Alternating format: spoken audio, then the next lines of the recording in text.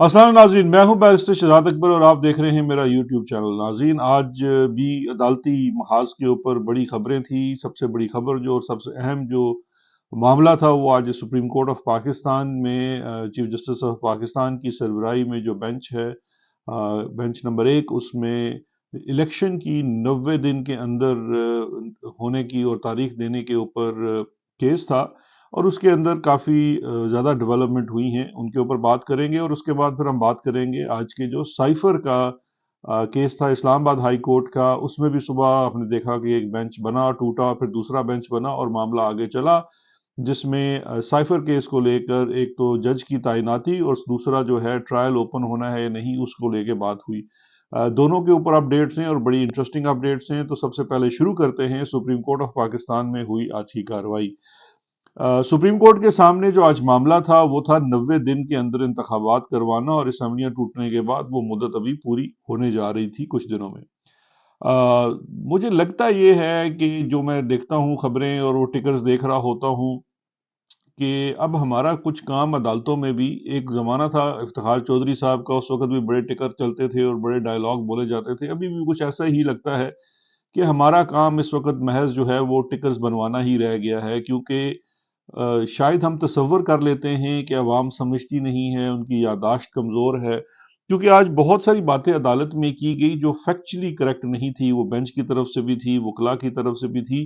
कोई जो था वो फैक्ट स्टेट नहीं कर रहा था। सब ने अचानक उनको याद आ गया कि इस मुल्क में एक सदर मुमलिकत भी है और आइन के अंदर उस सदर मुमलिकत को कुछ जिम्मेदारियां दी गई हैं,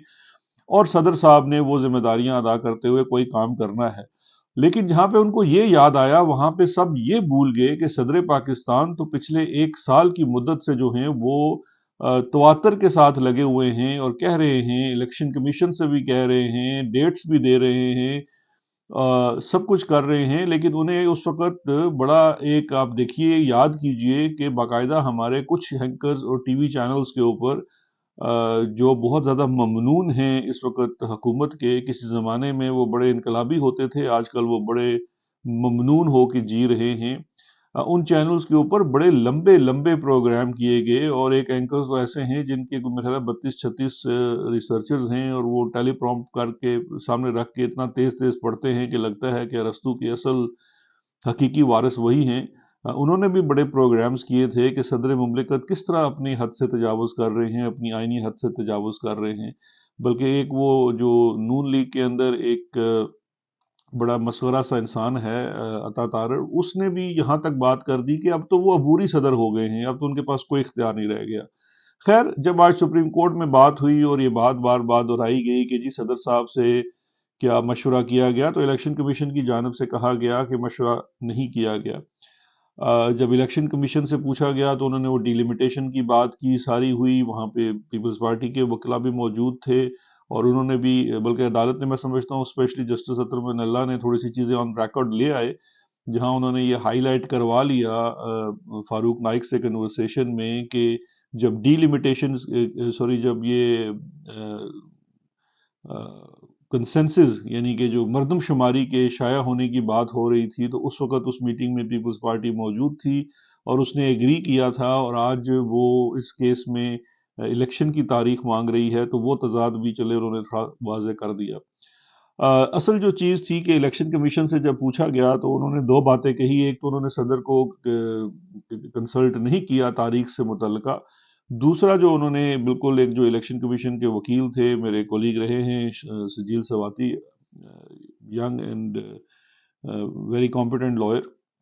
खैर वो तो इलेक्शन कमीशन को ही रिप्रेजेंट कर रहे थे। उनका ये कहना था, उन्होंने कमाल, एक ज्योतिष की तरह जनाब, उन्होंने कुंडली निकाली और कुंडली निकाल के उन्होंने जो तारीख बताई, वो कहा जी के सारे जो सितारे और तारे हैं उनके हवाल और अकवाल के मुताबिक ये कोई जो सारे हमने काम करने हैं, इलेक्शन कमीशन ने डिलिमिटेशन और पब्लिकेशन और फलाना और धमकाना, उसके बाद फरवरी के पहले हफ्ते में हम इलेक्शन कराने की पोजीशन में होंगे, और पहला इतवार 4 फरवरी को बनता है।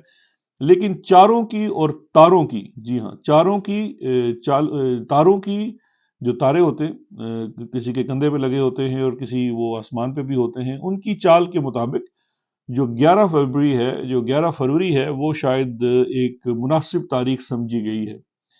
اور یہ الیکشن کمیشن نے آج وہاں بتایا۔ اور ویسے انٹرسٹنگ چیز یہ ہے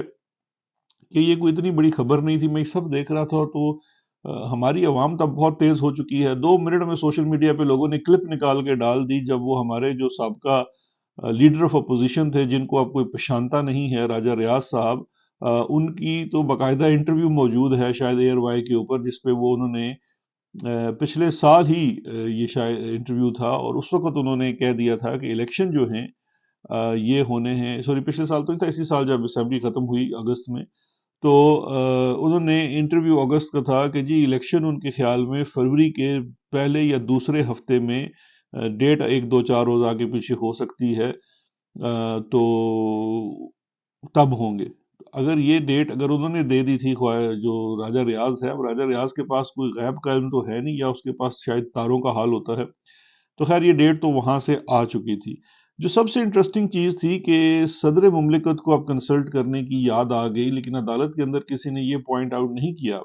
اور ابھی میں آپ سے یہ اسکرین پہ ایک چٹھی بھی شیئر کر رہا ہوں جو صدر مملکت نے لکھی تھی 23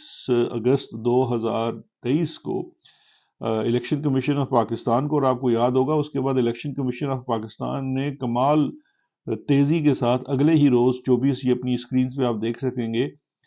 24 اگست کو ایک چٹھی لکھی تھی جس میں انہوں نے کہا تھا صدر پاکستان کو کہ میں آپ سے نہیں مل سکتا کیونکہ یہ آپ کی ذمہ داری نہیں ہے، الیکشن کمیشن ایک انڈیپینڈنٹ ادارہ ہے اور یہ نہ آپ سے ملے گا یا کرے گا، اس طرح کی ایک چٹھی تھی۔ اب یہ تمام چیزیں ادھر دھری کی دھری رہ گی، آج کوئی عدالت میں پوائنٹ آؤٹ کرتا، الیکشن کمشنر کا وہ خط نکال کے دکھاتا ہمارے اس آنریبل بینچ کو کہ جناب، اور علی ظفر صاحب بھی موجود تھے، پتہ نہیں انہوں نے کیوں یہ چیز پوائنٹ آؤٹ نہیں کی کہ جناب یہاں تو کنفنٹریشن کا یہ عالم تھا کہ صدر پاکستان بار بار کہہ رہے تھے، کیونکہ یہاں پہ دیکھیے میں یہ بات اس لیے کر رہا ہوں کہ آج عدالت کے اندر یہ ماحول بن رہا تھا کہ ایز اف صدر پاکستان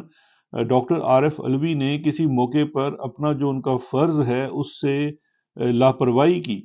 اور میں جانتا ہوں کچھ ہمارے پی ٹی آئی کے لوگ بھی جو ہیں وہ سمجھتے ہیں کہ جی صدر صاحب کو ڈیٹ دے دینی چاہیے تھی۔ بھائی میں آپ سب سے کہتا ہوں صدر صاحب پہلے ایک دفعہ ڈیٹ دے چکے ہیں، اس سے پہلے سپریم کورٹ آف پاکستان ایک ڈیٹ دے چکی ہے صوبائی الیکشنز کے لیے، لیکن اس ڈیٹ کے اوپر کیا عمل درآمد ہوا؟ کیا آج اس کورٹ کے اندر یہ کسی نے ریز کیا کہ جی تاریخ تو پہلے بھی ایک دی جا چکی ہے جو اسی سپریم کورٹ آف پاکستان کے فیصلے کا حصہ ہے، فیصلے میں دی گئی ہے تاریخ،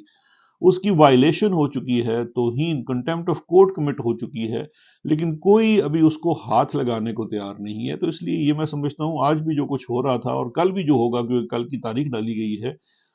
وہ محض شاید یہ ایسے جسے کہتے ہیں نا پنجابی میں کہ گونگلوں کے اوپر سے مٹی انہوں نے جھاڑنی ہے، اس کے علاوہ کچھ نہیں ہے۔ اگر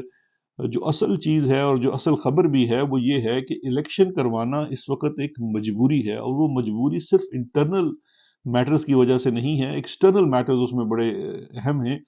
کیونکہ پاکستان نے آج آپ نومبر میں بیٹھے ہوئے ہیں اور اگلے 2 3 ماہ میں ہماری جو قرضوں کی ادائیگیاں ہوتی ہیں وہ ہمیں فورن کرنسی کے اندر کرنی پڑتی ہے۔ اس وقت ہماری پوزیشن یہ ہے کہ $1 بھی اگر ملک سے باہر نکلتا ہے تو ہمارے ہاں ایک اکنامک کرائسس کیوس پیدا ہو جاتا ہے۔ اب یہ جو تمام ادائیگیاں ہیں ان کی ری شیڈولنگ بھی ہو سکتی ہے، اور ابھی تک کسی طریقے سے کھانچ پھونچ کے کر رہے ہیں، لیکن اب مزید نہیں ہو پا رہی ہے کیونکہ جتنے انٹرنیشنل پلیئرز ہیں ان کی ڈیمانڈ یہ ہے کہ آپ کے ہاں سرٹینٹی کوئی نہیں ہے، آپ نے اگر فوج لانی ہے، مارشل لا لگانا ہے تو وہ لگائیں، اگر آپ نے الیکشن کی طرف چلنا ہے تو الیکشن کروائیں، ایک حکومت آئے، ہمیں پتا ہو کہ ہم نے اگلے 5 سال کس سے ڈیل کرنا ہے، یہاں تو پل کا بھروسہ نہیں ہے۔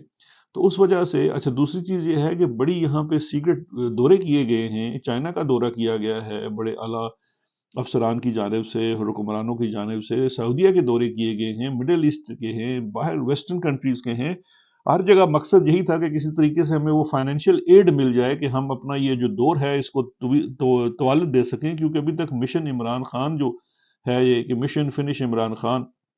وہ مکمل نہیں ہو رہا اور اس میں دن بدن ناکامی ہوئی جا رہی ہے کیونکہ وہ تو پاپولر ہو رہا ہے۔ تو اس صورت میں یہ الیکشن کرانے کے متحمل نہیں ہو سکتے، لیکن دوسری طرف سے پریشر بہت زیادہ ہے، تو اسی چیز میں جتنا ڈیلے کر سکتے تھے کر کے اب انہوں نے فیبری میں الیکشن کروانا ہے۔ تو مجھے لگتا یہ ہے کہ اب وہ جو تمام تارے ہیں ان سب کے تاروں کی رضامندی سے یہ فیبری کی ڈیٹ شاید آ جائے۔ ابھی بھی الیکشن اس وقت ہوتے ہیں یا نہیں ہوتے ہیں میں اس پہ کچھ بات نہیں کہہ سکتا بہت سرٹنٹیز کے ساتھ. اس کی وجہ یہ ہے کہ آخری دم تک کمپنی سرکار کی یہ کوشش ہوگی کہ الیکشن جتنا ڈیلے کر سکے، کیونکہ اس الیکشن سے جڑا ہوا ہے الیکشن ہونے سے پہلے ہر صورت میں عمران خان کو ڈسکوالیفائی کرنا ہے، اور وہ ڈسکوالیفیکیشن عدالتوں سے ہی ہونی ہے، اور وہ ڈسکوالیفیکیشن سزا کی صورت میں ہوگی. تو لہٰذا وہ ٹائمنگ بڑی انہوں نے میچ کرنی ہے کہ ایک تو ڈسکوالیفیکیشن ایسے ٹائم پہ ہو کہ اپیلیں جو ہیں وہ بر وقت نہ ہو سکیں، اور الیکشن سے پہلے ایک ایسی انسرٹنٹی کا ماحول ہو کہ جہاں پہ عمران خان کا جو ووٹ ہے، جو اس کی سپورٹ ہے، وہ اس کے حق میں ڈبے میں نہ جا سکے، اور باقی ڈبے کے اندر جو کھیل کھیلنا جانا ہے اس کی تیاریاں تو ایک سائیڈ پہ چل ہی رہی ہیں. تو اب دیکھتے ہیں آج پھر یہ تمام. اچھا، پھر آپ کو یاد ہوگا کہ نگران حکومت کے ایک صوبیدار وزیر قانون صاحب بھی ہیں، ان کی وزارت کی جانب سے، ان کی جانب سے بھی صدر پاکستان کو اس سلسلے میں قانونی مشورہ دیا گیا تھا، شاید ریٹن مشورہ بھی تھا، مجھے مل بھی نہیں سکا، جس میں کہا گیا کہ صدر پاکستان کے پاس الیکشن کے معاملے میں ایسے کچھ اختیارات نہیں ہیں. اور جب الیکشن کمیشن اور صدر پاکستان کی وہ خط بازی چل رہی تھی، تو اس وقت جو لا منسٹری تھی اس نے بھی الیکشن کمیشن کے حق میں فیصلہ دیا تھا. اور آج جب سپریم کورٹ نے آپ کو دم سے پکڑ کے صدر پاکستان سے بات کرنے کو بھیجا ہے، تو پھر اس کا مطلب ہے کہ آپ سب یا تو بہت نالائق ہیں، یا پھر آپ کسی اور کی انسٹرکشنز پہ چلتے ہیں اور آپ قانون اور قاعدے کو نہیں دیکھتے ہیں، اور آپ کے اندر اتنی ہمت نہیں ہے، اتنا حوصلہ نہیں ہے کہ جو وہ تارے والے آپ کے پاس آ کے آپ کو ہدایت دیتے ہیں کہ جوان یہ کرو یا جوان وہ کرو، تو جوان آگے سے بتاتا نہیں ہے کہ سر اس کے اندر یہ قانونی قباحتیں ہیں. اچھا ہی کرتے ہیں آپ نہیں بتاتے، کیونکہ اگر آپ ان کو آگے سے بتاتے ہیں تو پھر آپ کا انجام اچھا نہیں ہوتا. تو خیر، یہ اس وقت جو ہے صورتحال ہے. اب کل دیکھتے ہیں کہ کیا جواب آتا ہے. ابھی مشاورت جاری ہے صدر پاکستان سے. مجھے لگتا ہے کہ وہی ڈیٹ جو طے بتائی گئی ہے، شاید 11 یا 4 فروری کا طے پا جائے اور سپریم کورٹ بھی اس پہ بات کر دے. ایک بہت بڑا لیگل کویسچن بہرحال رہ جائے گا، یہ کہ یہ جو اس وقت 7 نومبر کو یہ جو حکومت ہے، یا جب 90 دن اس حکومت کے پورے ہو جاتے ہیں، جو اگست میں آئی تھی، تو اگست، سپٹمبر، اکتوبر، یعنی کہ یہ اپنی مدت اب تقریباً پوری کر چکی ہے. شاید اسی ہفتے یا کسی دن اس کی مدت 90 دن کی پوری ہو جانی ہے. تو اس کے بعد اس حکومت کا لیگل سٹیٹس کیا ہوگا، کیونکہ آئین تو کہیں سے یہ چیز نہیں کہتا، اس کی ایکسٹینشن کی کوئی چیز نہیں ہے. اب عدالت اپنے اس حکم کے اندر اس کو ویلیڈیٹ کرتی ہے، جو ایکسٹینشن کا پیریڈ ہے، یعنی کہ نومبر آن ورڈ ٹل فیبرری وہ. اور دوسرا ایک بڑا سوال ہے کہ اس وقت جو صوبائی حکومتیں ہیں، جو کسی صورت بھی کسی عدالتی حکم سے یا کسی آئینی شک سے اپنی ویلیڈیٹی نہیں رکھتی، ان کی اس وقت جو حکومت چل رہی ہے، اور وہ جو اس وقت